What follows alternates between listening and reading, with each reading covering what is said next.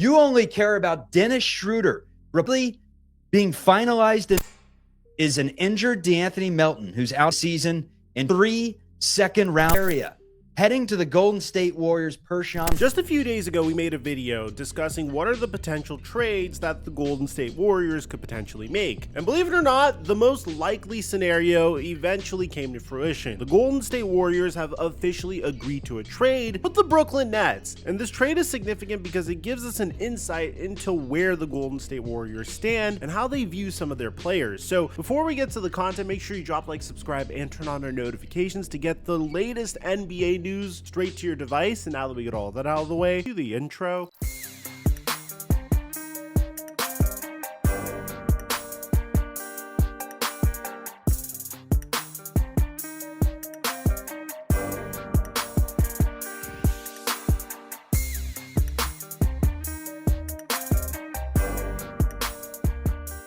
So we're pretty much being given free money again. You remember on Thanksgiving when Tyreek Hill needed 1 receiving yard, and then we just need to make 1 correct prediction to 3x our money, and we hit on Thanksgiving, and now all Patrick Mahomes needs is 1 passing yard versus the Cleveland Browns. So we only need to make 1 prediction to 3x our money again. To take advantage of this opportunity, click the link in the description down below, or use my promo code microphone when you sign up for PrizePicks to get a free $50 when you make a play of $5 or more. Now, unfortunately, I already 3x'd my money. Yeah, I paired Patrick Mahomes with Josh Allen throwing for over 242 passing yards versus the LA Rams, and could you blame me? The Rams are one of the worst passing defenses in the entire league, and I was certain this was gonna hit. Now, I posted this pick onto my Instagram story, so if you followed me on Instagram, you would have seen that pick, but if you didn't, don't worry. I still make plenty of picks on a daily basis for you to pair the Patrick Mahomes free square with another one of my favorite picks for this upcoming weekend, and I have a pretty good track record of hitting whenever we have a free square. So make sure you use my promo code microphone when you sign up for PrizePicks to get a free $50 when you make a play of $5 or more, and hurry up and sign up before they move the lines because we want to take advantage of the odds we have. And thank you, PrizePicks, for the sponsor. Mic check 1 2 1 2. What's going on, everybody? In our last video in regards to the Golden State Warriors, we discussed 3 primary trade scenarios, one being the most far-fetched one out of all of them and kind of a sequel to this rumor that we heard last year, and that's LeBron James getting traded to the Golden State Warriors. And although it was a very cute rumor, it was very easy to debunk that within a matter of minutes. Although Kendrick Perkins loved to hype up this trade rumor,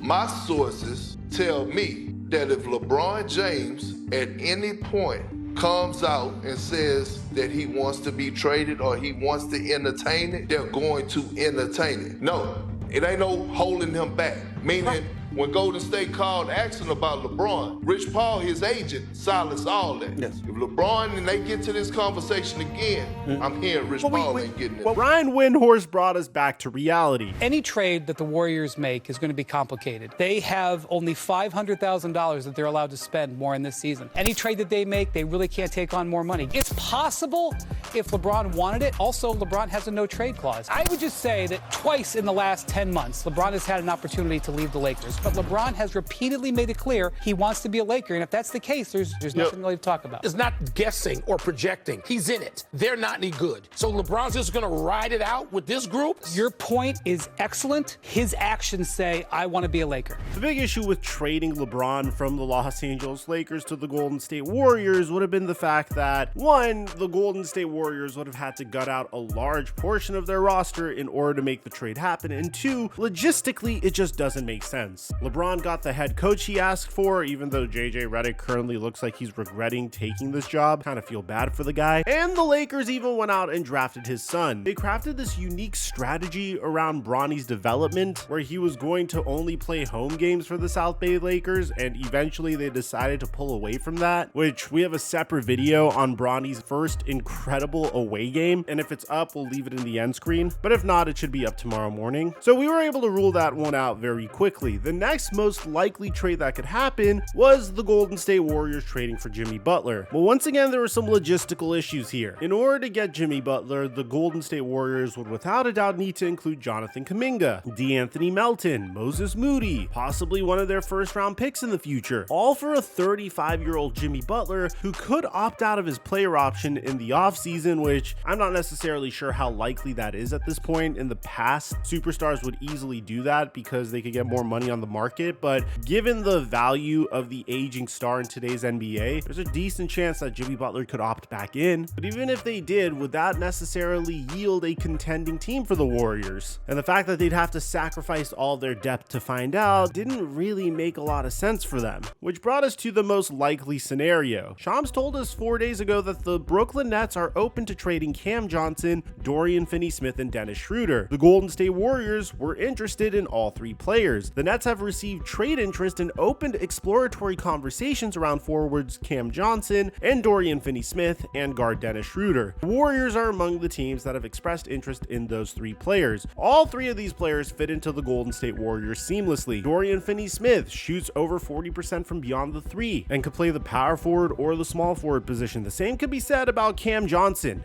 although he's a slightly better defender and a little younger than Dorian Finney-Smith. So the Warriors got to work. They called up the Brooklyn Nets and tried to make a trade happen. And this is where things get very interesting. Originally, we were all wondering how the Golden State Warriors felt about Jonathan Kuminga. You remember what happened with Steve Kerr and Kuminga last year when Kuminga came out and called out his head coach, saying that he lost his faith in the Golden State Warriors' ability to fully develop him. On top of that, we know that the Golden State Warriors weren't able to reach an agreement with Jonathan Kuminga on a contract extension. Kuminga is a restricted free agent in the offseason, which would give the Warriors to match any contract for him, but there's no question about it that JK is the Warriors' best trade piece right now, especially if they don't intend on signing him to a contract that could potentially pay him north of $40 million a year. When you compare that to the contract that Franz Wagner got from the Orlando Magic last year, you can imagine that JK's market is going to be similar or a little bit more than that. So the Warriors are currently all in on the development of Jonathan Kuminga and trying to figure out how successful this team could be with him in the starting lineup. Benching Draymond Green recently, and to our surprise, Draymond Green took that benching with class and grace.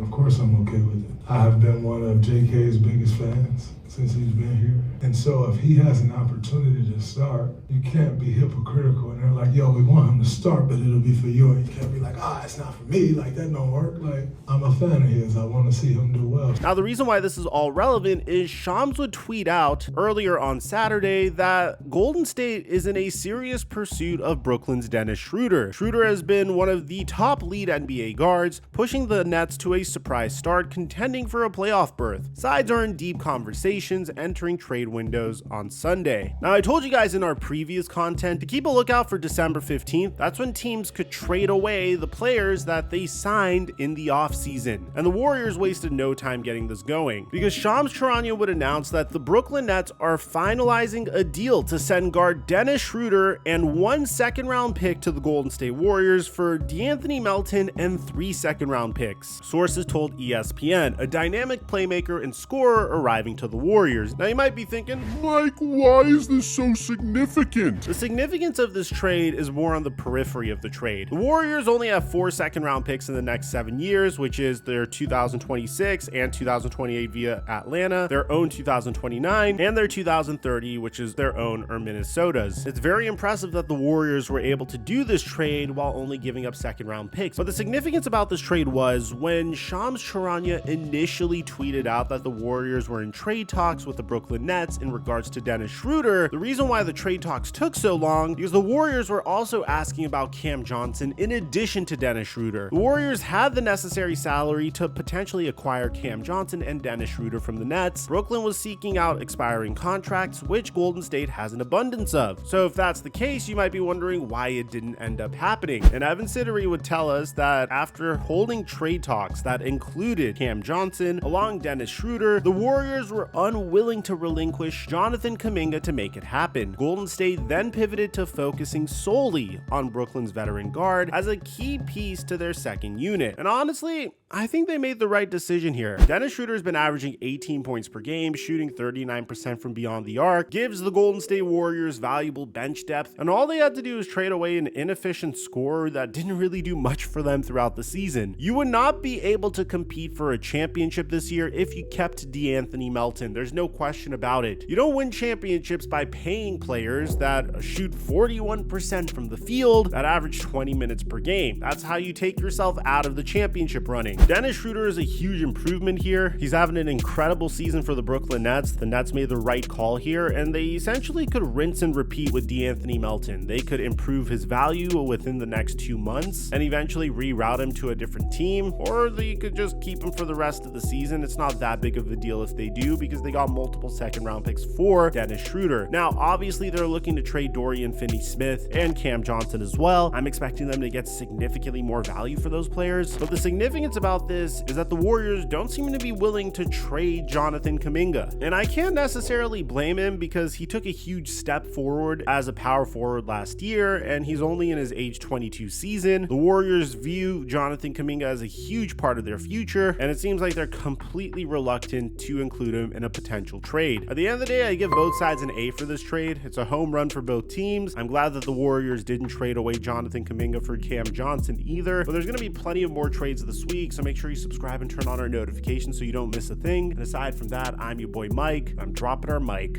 until our next upload.